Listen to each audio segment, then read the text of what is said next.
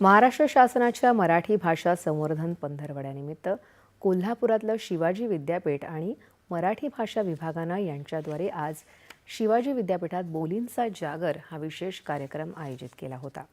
या कार्यक्रमात कोल्हापुरी आणि चंदगडी बोलीभाषेचं महत्त्व आणि संवर्धन यावर तज्ज्ञांनी मार्गदर्शन केलं।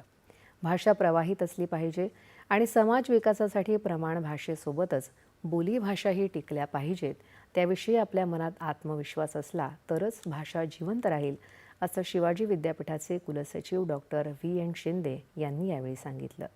तर कोल्हापुरी बोलीचं महत्त्व सांगताना कोल्हापुरी बोली वर करणे लवंगी मिरचीसारखी तिखट वाटली तरी तिच्यामध्ये कोल्हापुरी गुळासारखा गोडवा आहे, त्यामुळे प्रत्येकानं या भाषेचा अभिमान बाळगावा, असं आवाहन कोल्हापुरी बोलीचे अभ्यासक डॉक्टर एकनाथ आळवेकर यांनी केलं।